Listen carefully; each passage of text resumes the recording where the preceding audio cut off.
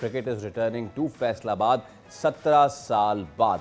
Iqbal stadium Faisalabad का witness करेगा Pakistan versus South Africa पहला ओडीआई। आखिरी बार यहां पे अप्रैल 2008 में पाकिस्तान और बांग्लादेश के माबैन जो मैच हुआ था, पाकिस्तान ने वो मैच 7 विकेटों से जीत लिया था। लेकिन अब ऑपोजिशन है डिफरेंट और फॉर्मेट तो सेम है, लेकिन है टीम डिफरेंट है।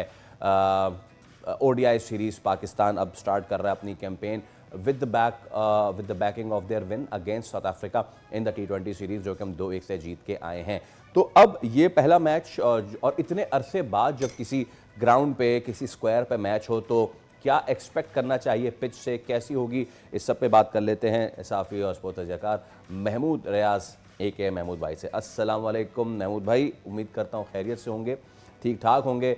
सर, क्या एक्सपेक्टेशन है आज के मैच की? और मुझे ये बताइए कि 17 साल कबल मैच हुआ था।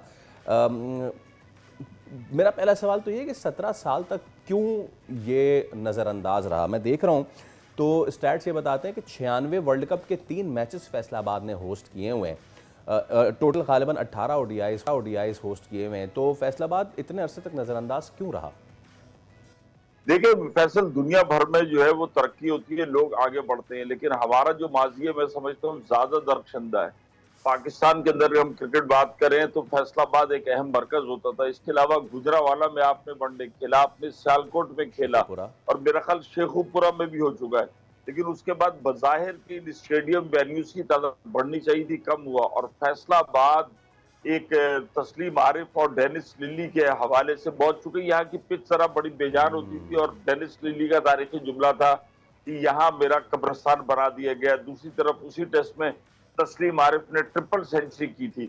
तो ये पाकिस्तान क्रिकेट बोर्ड को सोचना होगा। और फैसलाबाद में जो हालिया दिनों में कुछ मैचेस हुए और वहां पे जिस तरीके से क्राउड आया तो वो अमेजिंग था।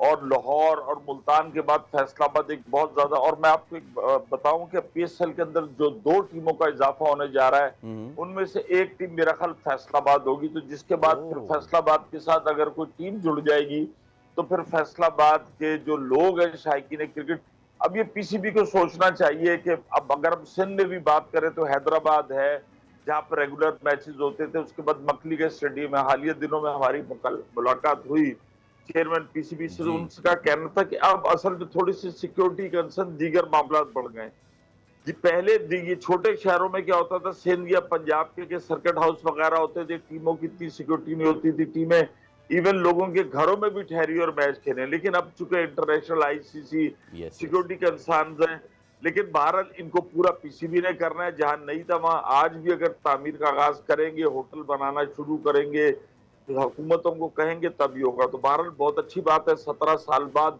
रौनक दोबारा बढ़ने जा रही है। फैसलाबाद के इकबाल स्टेडियम भी बहुत अच्छा स्टेडियम है। बिल्कुल। पिच तो आप देखें कि पाकिस्तान ने एक कुलिया सोच लिया है कि हमने स्पिन विकेट ही बनानी है, ओके। तो मेरा ख्याल स्पिन विकेट ही बनाएंगे। और जो स्क्वाड है आपका वो भी उसी मुनासबत से रखा गया है।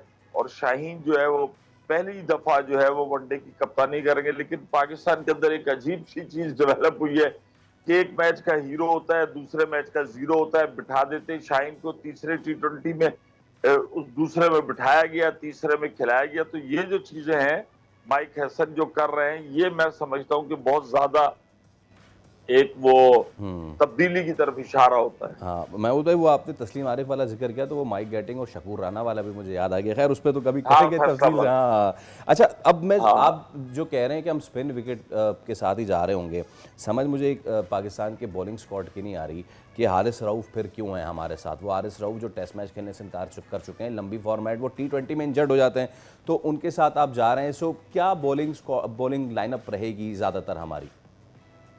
देखिए, बॉलिंग लाइनअप आप बात यह है कि यार शाहीन इस वक्त दोबारा बेहतरीन फॉर्म में, लेकिन मसला यह है कि यार आपके कप्तान, देखिए आप T20 2 मैच जीत गए, लेकिन सॉरी टू से मैं सलमान आगा को उनकी कप्तानी के ऊपर भरपूर नंबर नहीं दूंगा। इसलिए कि आप मुझे बताएं कि बाबर आजम के 68 रन निकालने फिर क्या बचता है? कुछ भी नहीं। टीम तो आपकी फिर कोलैप्स कर गई। जब तक आप सिंगल हैंडेडली मैचेस को नहीं जीतेंगे, हाँ यार पाकिस्तान बड़ी टीम है, अच्छा वो कैसे जीतेंगे? जब आप डोमेस्टिक क्रिकेट खेलेंगे। दूसरी तरफ देखें कि ऑस्ट्रेलिया के 5 बायानाज क्रिकेटर जो कि इंडिया के साथ विड्रॉ कर T20 लिया। खेल रहे हैं, वो शेफील्ड विड्रॉ करके उन्होंने कहा शेफील्ड शील्ड का सीजन 4 खेलेंगे वो, ताकि वो मतलब अब टीमों को पता चल गया है कि रेड बॉल की इंपॉर्टेंस, रेड बॉल में जो खेलेगा, जो परफॉर्म करेगा वही व्हाइट बॉल खेल सकता है। मतलब जिस आदमी ने 4 दिन प्रैक्टिस की होगी ना, वही 50 ओवर का मैच भी खेल सकता है और वही 20 ओवर का मैच खेल सकता है। हमारे हारिस रऊफ तो मैं समझता हूँ कि अब जिस तरीके से बॉलर आ रहे हैं, उनको सोचना चाहिए। कभी वो कहते हैं चूंकि टेस्ट और 50 ओवर की क्रिकेट तकरीबन है, आपको जान मारनी पड़ती है, और हम हारिस रऊफ को देख रहे हैं कि जब वो अपनी बॉडी पे जरा सी भी जान मारते हैं, बल्कि ओवरऑल पाकिस्तानी खिलाड़ी ये कोलैप्स कर जाते हैं, इनके मसल्स डैमेज हो जाते हैं, इनके अंदर प्रॉब्लम आ जाती है। ये पाकिस्तान के अक्सर खिलाड़ियों के साथ है कि इनकी मैच फिटनेस 50 ओवर वाली नहीं है। अब देखते हैं जनाब स्पिन ट्रैक बनाने के बाद आप क्या करते हैं, अब विकेट कीपर भी। और दूसरी बात यह है कि ये जो वनडे सीरीज है, अब बाबर ने तो बड़ा अच्छा परफॉर्म कर दिया, रिजवान को परफॉर्म करना है। अब हसीबुल्लाह भी मौजूद है, एक तवील अरसे बाद जनाब उनकी वापसी हुई है। और दूसरी बात यह कि हसीबुल्लाह को भी कहा जा, एक नई चीज जो डेवलप हो गई है पाकिस्तान क्रिकेट के अंदर के रीजनल बेस्ड क्रिकेट अगर किसी को नहीं लिया जाता तो वो ठीक है महमूद भाई, बाकायदा बिल्कुल सुबह ठीक शो है, बिल्कुल ठीक है सर, बहुत शुक्रिया। सब्सक्राइब करें और बेल दबाएं ताकि कोई खबर रह न जाए।